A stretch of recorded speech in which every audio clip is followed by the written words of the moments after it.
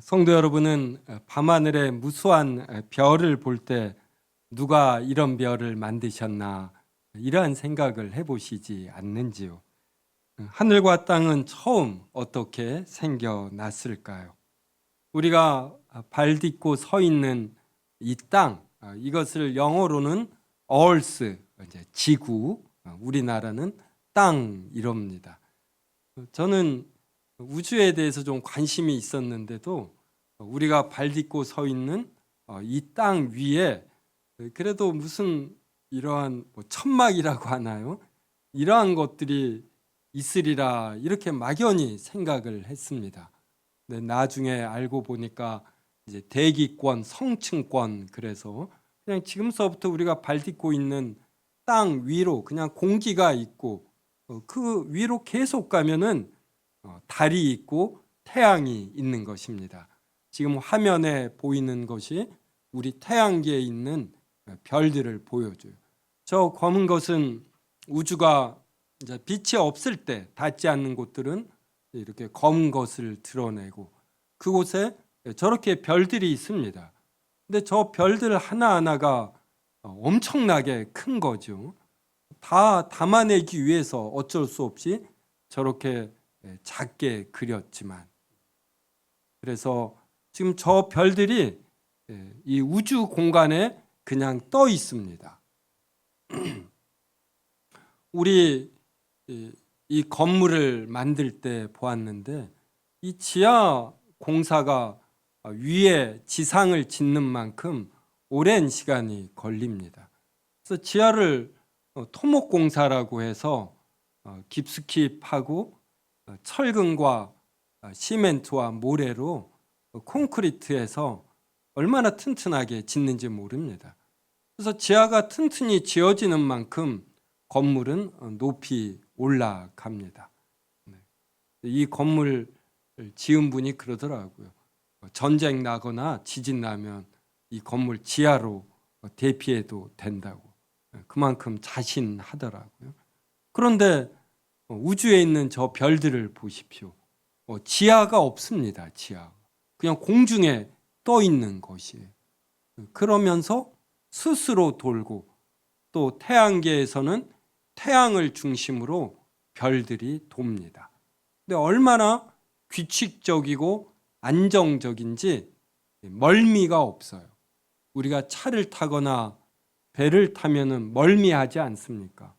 근데 이 지구, 이 땅덩어리가 그렇게 큰 땅덩어리가 움직이는데 아주 안정적으로 움직여 멀미가 없는 것입니다. 누가 이렇게 별들을 만드셨을까요? 여호와 하나님이십니다. 태초에 하나님이 하늘과 땅을 만드셨습니다. 시간도 없던 때에 절대적인 무예요. 사람은 기본적으로 생각을 할 때 하늘과 땅을 전제로 해서 시간과 공간을 기반으로 해서 생각을 합니다. 그래서 사람에게는 절대무라는 개념이 없어요. 근데 하나님께서 이 세상을 만드실 때는 하늘도 없고 땅도 없고 그래서 시간과 공간도 전혀 없는 이런 절대무입니다. 그 상태에서 하나님이 하늘과 땅과 그 안에 있는 만물들을 모두 만드셨습니다. 하나님이 빛이 있으라 이러면 빛이 있어요.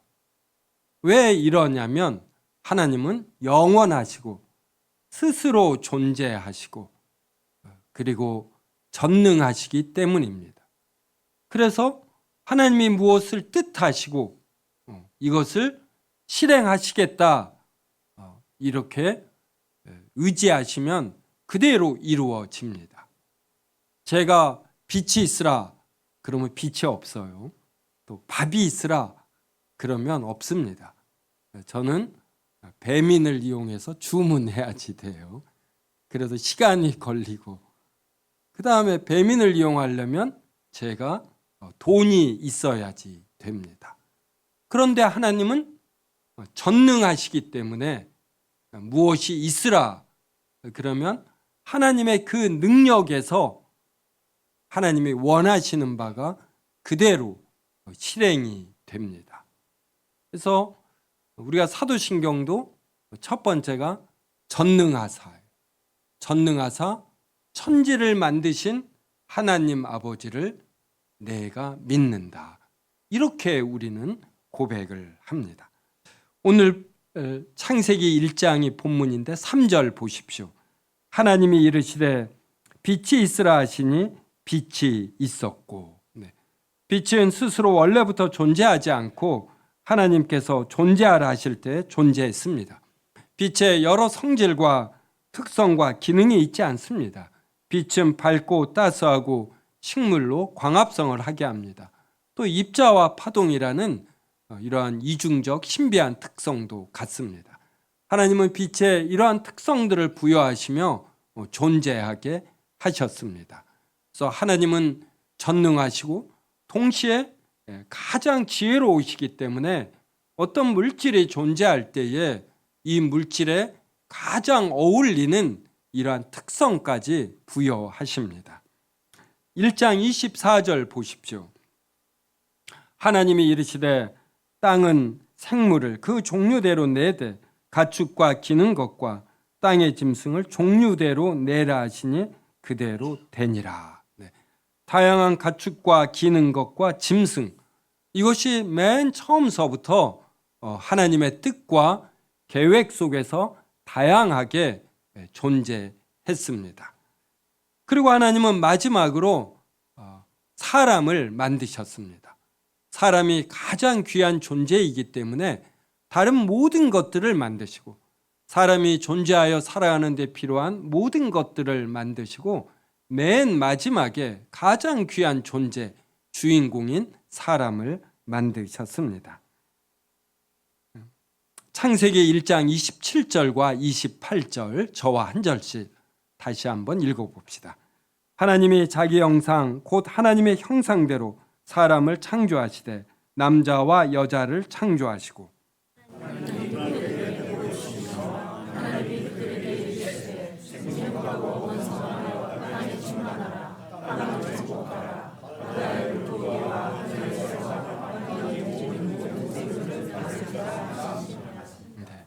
하나님은 사람을 하나님의 형상대로 창조하시고 그들에게 복을 주셨습니다. 이게 생육하고 번성하는 것이고 땅에 충만하는 것이고 땅을 정복하는 것입니다. 그래서 모든 생물을 다스릴 수 있는 이러한 능력, 권한, 이러한 복을 주셨습니다. 하나님은 바다에 사는 생물 그리고 모든 새를 만드신 후에도 이와 비슷하게 말씀하셨는데 이게 1장 22절에 나옵니다. 1장 22절과 28절을 비교할 거니까 22절 이렇게 유심히 보며 저와 같이 읽겠습니다. 시작. 하나님이 그들에게 생육하고 번성하라 여러 바닷물을 충만하라 새들도 땅에 번성하라 하시니라. 자, 22절과 28절을 한번 보셔요. 어떠한 차이점이 있습니까? 22절에서는 이렇게 정복하라 이러한 말이 없죠. 이 동물들은 그냥 자신의 영역에서 이렇게 살지 다른 생물들을 다스리지 못합니다. 이러한 능력이 없어요. 모든 생물을 다스리라 이러한 복이 동물에게는 주어지지 않습니다. 지정의가 떨어지고 한마디로 IQ가 떨어지기 때문에 짐승은 모든 생물을 다스릴 능력이 없어요. 이게 첫 번째 드러나는 차이점이고 두 번째 섬세한 차이는 이 화면에 나오는데 22절에서는 하나님이 모든 동물에게 복을 주시며 이르시되요. 28절은 하나님이 그들, 이게 사람입니다. 사람들에게 복을 주시며 하나님이 그들에게 이르시되 이 그들에게라는 표현이 28절에는 있습니다. 동물들은 하나님과 소통할 수 있는 존재가 아니에요. 그래서 하나님께서 동물들에게 일방적으로 선포합니다. 집에서 개나 고양이를 길러보신 분은 아실 겁니다. 그들에게 여러 복을 주지 않습니까? 그들이 잘 자라도록 여러 복을, 정성을 베푸는데 그들이 이것을 알지 못해요. 이들과 이런 직접적인 대화, 소통은 되지 않습니다. 그렇기 때문에 하나님께서 복을 주시며 이르시되, 하지만 사람은 이것을 이해합니다. 왜냐하면 사람만 하나님의 형상으로 지음을 받았기 때문에 하나님의 마음을 읽을 수 있는 이러한 언어 능력이 사람에게 주어져 있어요. 그래서 이것이 섬세하게 하나님이 그들에게 복을 주시며 하나님이 그들에게 이르시되, 이 내용이 또 이렇게 성경으로 기록이 되고 기록된 이 내용을 우리는 헤아려 아는 것입니다. 하나님은 남자와 여자를 만드신 후에 에덴 동산을 경작하며 지키게 하셨습니다.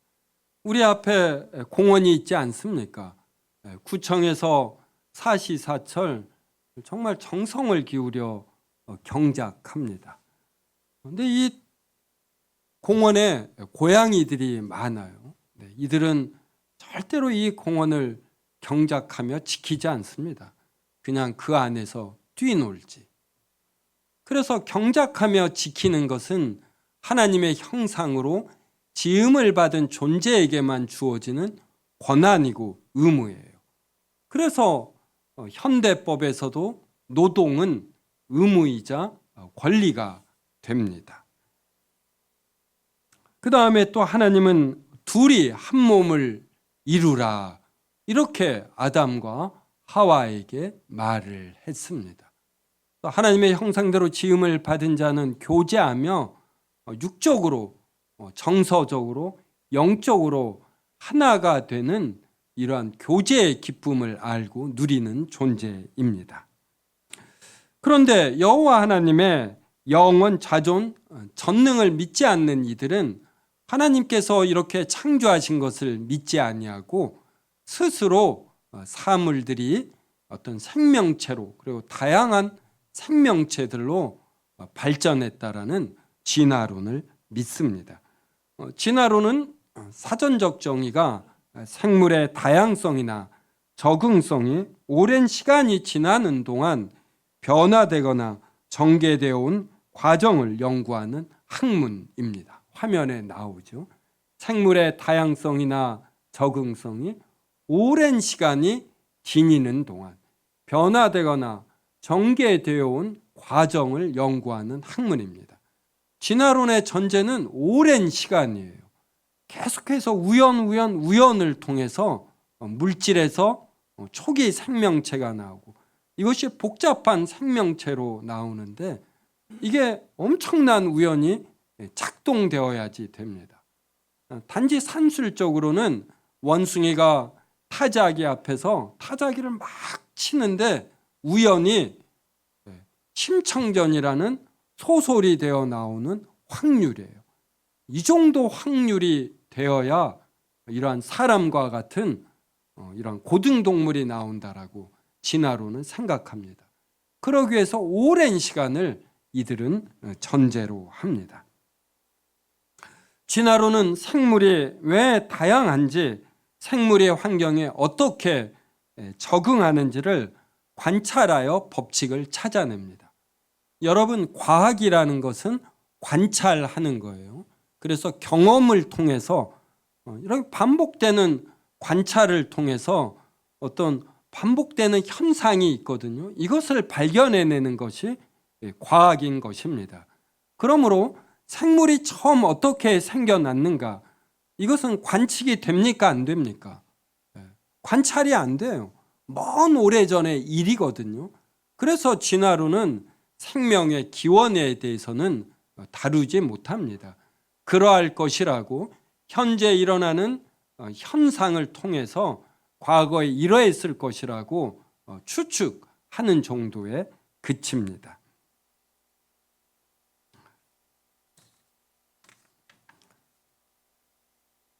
그래서 하나님께서 아무것도 없는 데서 세상을 만드시고 특별히 사람을 하나님의 형상으로 만드셨다. 이것은 관찰이 안 되는 거예요. 그러면 이것이 사실이냐 거짓이냐, 이것은 어떤 영역입니까? 이것은 믿음의 영역인 것이에요. 그래서 진화론도 믿음의 영역이고 창조론도 믿음의 영역이 되는 것입니다. 그래서 하나님이 영원하시고 스스로 존재하시고 전능하시다라는 것을 믿는 자는 창조론이 받아들여져요. 근데 하나님의 존재를 모르는 자는 당연히 하나님이 만드셨다고 생각하지 않고, 그러면 그때 받아들일 수 있을 만한 이론이 진화론이 되는 것입니다. 저는 지구와 태양과 같은 별들이 공중에 떠서 스스로 돌며 또 이러한 태양과 같은 항성체를 이렇게 공존한다라는 것, 이것이 하나님의 살아계심과 창조하심을 드러내는 강력한 증거로 보입니다. 제가 개인적인 경험은 초등학교 때 우리 버드나무 잎 따서, 그때는 놀이가 없으니까 가위바위보해서 잎을 하나씩 잘라내는 이런 놀이 하지 않습니까? 그러다 보니 잎들을 관찰할 기회도 있는데 잎 속에 있는 수맥을 보는데 그때 그냥 순간적으로 확 와닿더라고요. 이것은 하나님이 만드신 것이다. 이것은 창조자만이 하실 수 있는 작품이지 어떤 스스로 만들어지거나 사람이 만들 수 있는 것이 아니다. 이걸 느꼈습니다.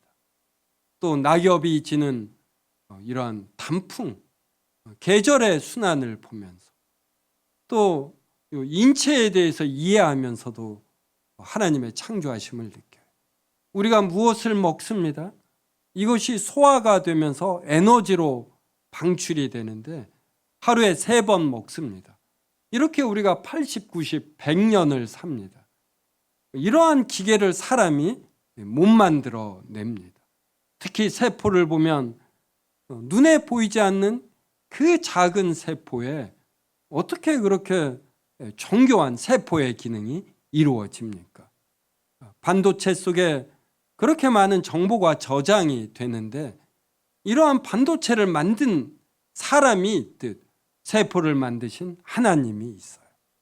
또 우리가 무엇을 인식할 때에 그렇게 많은 정보가 이 뇌에 들어가고, 뇌에 그렇게 많은 정보 중에서 사람은 필요한 지식만 이렇게 즉각 끄집어내어서 서로 연결시키면서 어떤 개념을 만들어내는, 아이디어를 만들어내는 이러한 능력이 있습니다.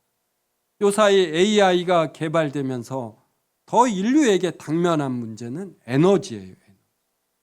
AI, 이 컴퓨터는 그렇게 많은 정보가 입력이 되면은 무엇을 하나 간단한 것을 판단할 때도 이 전체 정보를 검색해야지 됩니다.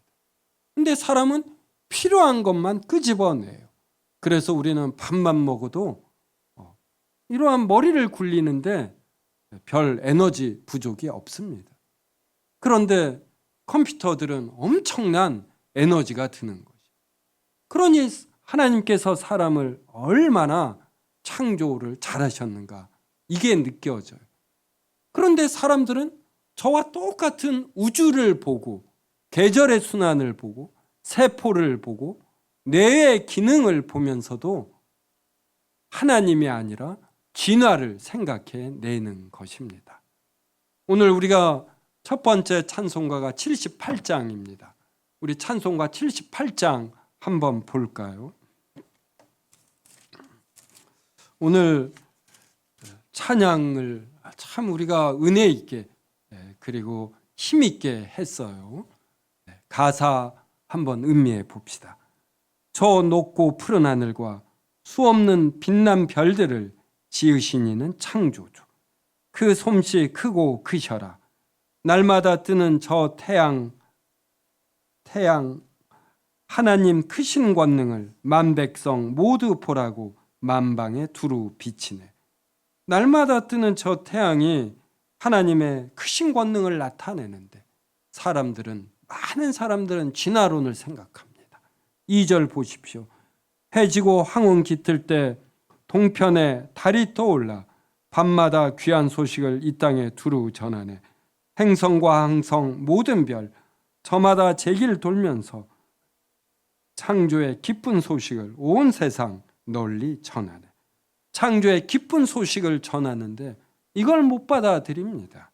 3절 엄숙한 침묵 속에서 무별이 제길 따르며 지구를 싸고 돌 때에 들리는 소리 없어도 내 마음 귀가 열리면 그 말씀 밝히 들리네.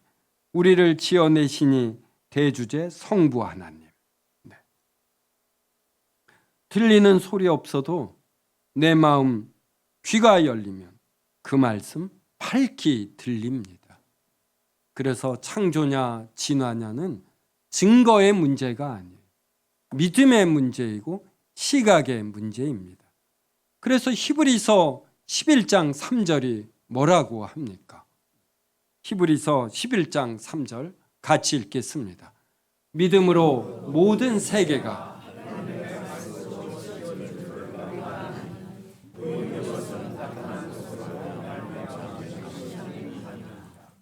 사람은 무엇을 나타내고자 할 때 보이는 것으로 말미암아 나타냅니다.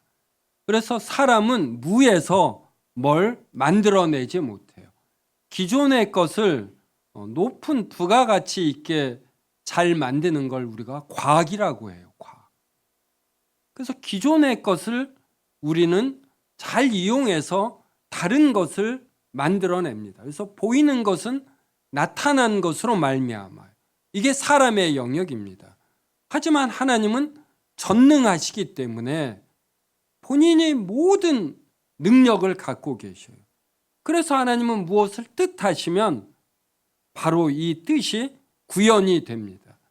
그래서 무에서 모든 걸 창조하실 수 있어요. 이걸 우리가 어떻게 합니까? 히브리서 11장 3절은 믿음으로 안다. 모든 세계가 하나님의 말씀으로 지어진 줄을 우리가 믿음으로 안다. 믿음으로 안다. 그래서 우리가 불신자를 전도할 때 9월 29일 날 우리 불신자 초청하는 대집회가 있습니다. 이걸 위해 우리가 노력해야지 돼요. 하지만 우리의 의지로 믿지 않는 자를 믿게 만든다. 이러한 생각은 버려야지 됩니다.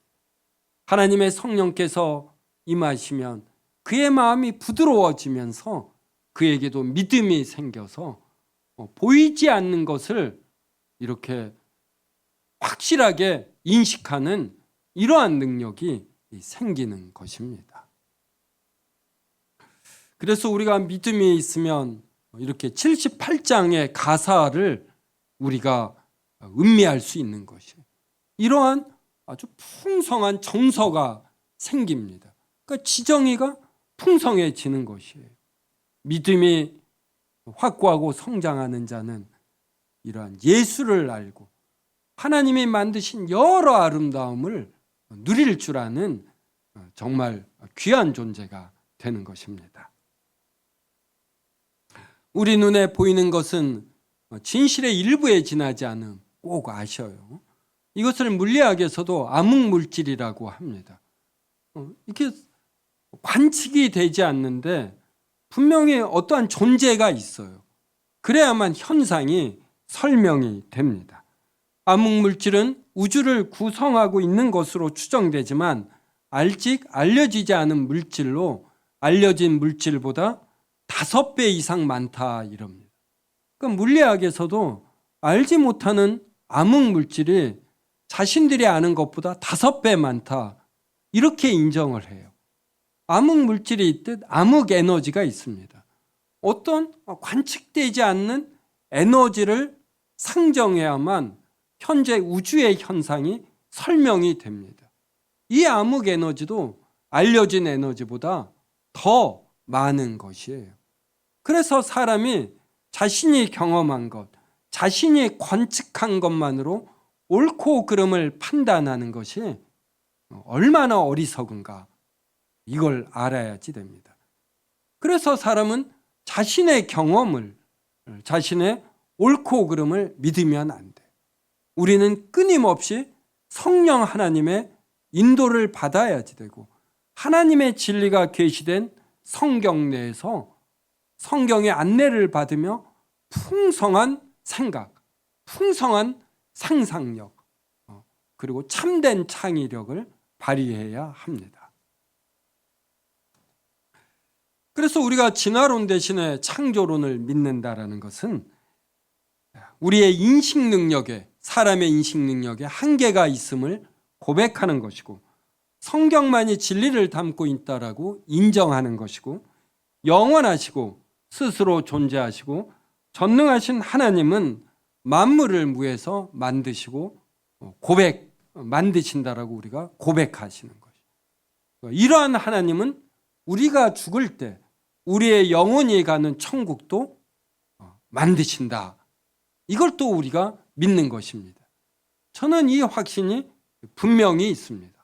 암흑물질, 암흑에너지도 있는데 사람 눈에 관측이 되지 않는 이러한 또 공간이 있는 것이죠. 이걸 우리가 천국이라고 합니다. 이 천국은 영화로워진 영혼만 가는 것이에요. 이곳에 우리 영혼이 죽어서 거룩한 상태로 있다가 예수 그리스도께서 재림하실 때 우리가 살고 있는 이 시공간이 새하늘 새 땅으로 이렇게 영화로워집니다. 이렇게 하실 수 있는 능력이 하나님에게는 있는 거예요. 하나님은 전능하시고 게다가 긍휼이 풍성하셔요. 하나님이 우리를 에덴 동산에서 생육하고 번성하며 땅에 충만하고 땅을 정복하도록 우리를 만드셨어요. 그런데 하나님의 존재와 하나님의 진리를 인정하지 않고 아담과 하와가 선악을 알게 하는 능력이 자신들에게도 있다. 이걸 발휘할 수 있다.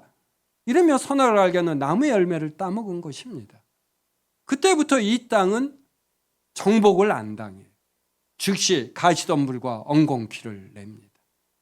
이 말은 사람이 땅 위에서 하는 모든 일에는 이런 부작용이 나온다는 거예요. 그래서 이런 세균, 바이러스가 나오고 사람의 이 마음에는 이상하게 미움이 발생해요. 자기가 중심이 되어야지 됩니다.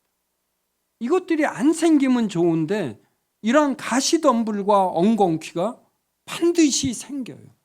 그래서 생육하고 번성하려면 어떠해야지 됩니까? 사람들이 서로를 인정하고 사랑해야지 돼요. 서로가 하나가 되어야 땅에 충만해집니다. 이러한 복과 능력을 사람에게 주었는데 이걸 스스로 차버린 것이에요. 그래서 그 후에 발생한 일이 뭐냐면 아담과 하와가 가인과 아벨을 낳았는데 가인이 아벨을 죽입니다. 어떤 살인이 발생하는 것이에요. 그래서 사람들이 사는 세상은 서로에게 미움이 있고 질투가 있고 자기 주장이 있고 이럴 수밖에 없는 것입니다. 이렇게 사람을 그냥 내버려 둬도 되는데 하나님은 긍휼이 풍성하셔서 우리가 너무나 불쌍한 것입니다. 왜 저렇게 인생을 살까? 더 멋진 세상과 더 멋진 가치와 아름다움이 있는데, 그래서 우리를 창조하신 하나님은 또 긍휼이 풍성하셔서 자신의 영원한 아들을 우리에게 주신 것이에요.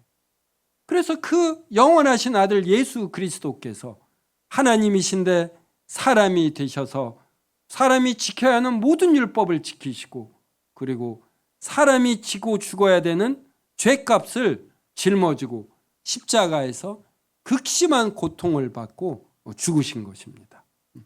제가 이번 주간에 십자가에서 예수님이 당하신 고통에 대해서 좀 살펴볼 기회가 있었어요. 그때 먼저 채찍을 맞는데 이게 채찍이 30가닥인가 되어 있다고 합니다. 여기에 구슬이 박혀 있고 그리고 뼈 조각이 이렇게 박혀 있어요. 그래서 채찍을 맞으면 이 구슬과 뼈 조각에 살이 패이는 것입니다. 신경이 건들고 뼈가 보이게 되죠. 이런 상태에서 예수님이 십자가를 지고 골고다까지 갑니다. 그러니까 이미 채찍에 어느 정도의 이러한 중상을 입어서 이걸 다 지고 갈 힘이 없어서 그 구레네 사람 시몬인가요? 그가 대신 지고 간 거예요. 그리고 십자가에 박힐 때 손바닥에 박히면 체중 때문에 이게 이렇게 찢어집니다. 그래서 이 손목에 받는 거예요. 손목에 박힐 때 어떤 뼈와 신경을 건들지 않겠습니까? 발목도 그렇게 하고. 그럼 그 상태에서 숨을 쉬기가 힘들다고 합니다. 그 상태에서 피를 흐르고 그러니 목마른 것이죠. 이렇게 너무나 심한 고통이라 로마 시민에게는 허락되지 않은 게 십자가형입니다. 이런 모든 극심한 고통을 짊어지고 십자가에 죽으시도록 자신의 아들을 내어주시는 거예요. 그래서 창조하시는 하나님은 전능하실 뿐만 아니라 사랑이 많으신 거예요. 우리를 불쌍히 여기시는 긍휼함이 많으신 것입니다. 그래서 우리를 구원하시기 위해 자신의 아들까지 내어주시고 그리하여 우리를 위해 또다시 천국이라는 시공간을 준비하시고 예수 그리스도의 재림 때 새하늘 새 땅을 준비하시는 거예요. 그래서 창조자 하나님을 믿는다라는 것은 구원자 하나님을 믿는 것이고 미래의 나의 영원한 삶이 보장됨 이것을 믿는 것입니다. 코페르니쿠스가 지동설을 이렇게 발견해냈습니다. 태양이 즉 하늘이 지구를 도는 천동설이 아니라 지구가 이 태양을 중심으로 돈다. 이것은 하나님께서 이 지구를 만드시고 지구에 에너지가 필요하지 않습니까? 그래서 1억 5천만 킬로미터의 태양을 만들고 지구가 태양 주위를 돌므로써 태양으로부터 에너지를 받게 하는 이러한 창조 방식을 택한 것이지 어떤 지동설이라고 해서 어떤 하나님이 창조하신 것이 아닙니다. 지구가 태양을 돈다고 해서 태양이 중심인 것이 아니라 지구가 태양을 도는 형태로 지구가 또 중심이 되는 것이죠. 이러한 코페르니쿠스의 지동설과 그로부터 200여 년인가 더 흐른 후에 다윈의 진화론이 나왔습니다. 진화론은 하나님의 창조되심을 대신해 사물들이 스스로 오랜 기간에 걸쳐 다양하게 변화, 발전되었다. 이렇게 말해요. 그러면서 적자 생존을 말합니다. 환경에 적응한 자는 살아나고 적응하지 못한 생물은 도태돼요. 그래서 진화론은 당연히 경쟁을 전제로 합니다. 그래서 경쟁에서 살아남은 인종과 민족과 국가는 우수한 인종, 민족, 국가가 돼요. 그러면서 인종주의, 민족주의, 그리고 제국주의 등이 당연히 옹호가 됩니다. 이렇게 미생물에서 고등생물로 진화한 사람의 어떤 그 끝은 무엇입니까? 진화론에선 그냥 쓸쓸한 죽음이 되는 것이에요. 그래서 진화론에는 진정한 의미와 진정한 목표, 진정한 종말론이 없는 것입니다. 그냥 양육강식과 이 땅에서 살아있는 동안 능력 있게 경쟁에서 승리해내 살아야 생존해내야지 된다. 이러한 가치만 흐르는 것이에요. 그래서 코페르니쿠스의 지동설과 다윈의 진화론이 전 인류에게 부정적으로 미친 영향이 얼마나 큰지 모릅니다. 성도 여러분, 사람은 왜 귀합니까? 사람은 하나님의 형상대로 지음을 받았기 때문에 사람의 능력이나 어떤 이런 걸 떠나서 사람은 이 자체로 귀한 것이에요. 진화론에 의하면 경쟁에서 살아남는 개체만 중요해집니다. 이렇게 되면 돈을 못 벌고 능력이 없는 아이나 노인이나 장애인은 사람으로서의 가치가 약해지는 것이에요. 진화론의 영향이 크면 클수록 우리가 어떤 도덕과 윤리로 절제하지만 전체 인류에게는 이러한 양육강식, 인종주의, 경쟁 이러한 것이 아주 깊숙이 뿌리 박혀 있는 것이에요. 이러한 것들이 곳곳에서 도출되면서 양육강식의 이런 잔인한 현상들이 많이 나오게 됩니다. 하지만 창조론을 믿는 우리는 사람은 그냥 그 자체로 가치가 있는 것이에요. 아이든 이렇게 침상에 누워있는 환자나 연세가 많으신 노인도 하나님의 형상으로 지음을 받았기 때문에 젊은이와 능력 있는 사람과 똑같이 존중받아야 되는 하나님의 귀한 한 개체가 되는 것이에요. 하나님의 이 자녀들을 위해서 또 다른 천국이라는 세상도 창조하신 것이에요. 하나님의 자녀는 너무나 귀하기 때문에 하나님께서 이렇게 하십니다. 그래서 창조를 믿는다라는 것은 하나님께서 만물을 무에서 만드셨다는 단순히 이 사실만 믿는 것이 아니라 우리가 이 세상을 어떻게 살아가야 하는지 이 원리도 우리가 채택한다는 것이고, 우리가 죽은 이후에 우리의 영혼이 어떻게 되고 우리에게 부활과 영생이 있는가, 이것까지도 믿는다라는 의미입니다. 하나님은 상한 갈대를 꺾지 아니하며 꺼져가는 등불을 끄지 아니하고 진실로 정의를 시행하십니다. 화면에 있죠. 얼마나 멋있습니까? 우리는 상한 갈대 별 볼 일 없다 해서 꺾습니다. 꺼져가는 등불, 이제 기름이 다 했나 보다 그냥 훅 불어버리죠. 꺼져가는 등불은 그슬림이라고 하나요? 우리 이제 초 태워보면 알잖아요. 그러니까 불편하거든요. 그런데 하나님은 우리가 늙고 병들고 그래도 이걸 아주 귀하게 여기셔요. 그래서 꺾지 아니하고 끄지 아니하시고 진실로 정의를 시행할 것이며, 이 정의를 시행하시기 위해 자신의 영원하신 아들을 내어주신 것이에요. 그래서 가시덤불과 엉겅퀴가 있는 이 세상에 가시덤불과 엉겅퀴가 예수 그리스도의 대속의 죽음으로 없어지도록, 그래서 눈물 흘릴 일도 상함도 사람들 간의 미움도 질투도, 그래서 전쟁도 없는 이런 새하늘 새 땅을 우리에게 주시는 것입니다. 영원하시고 스스로 존재하시고 그리고 전능하시고 게다가 사랑과 긍휼이 풍성하신 하나님을 이렇게 신실되이 믿으시고 자신의 골방에서 이 하나님을 깊이 묵상하고 만나심으로써 우리의 인생이 얼마나 의미가 있고 또 가치가 있는가를 알고, 우리의 죽음 이후에도 우리에게 기다리는 영생과 온전한 구원을 제대로 누리는 우리 성도님들이 되기를 주님의 이름으로 기원합니다.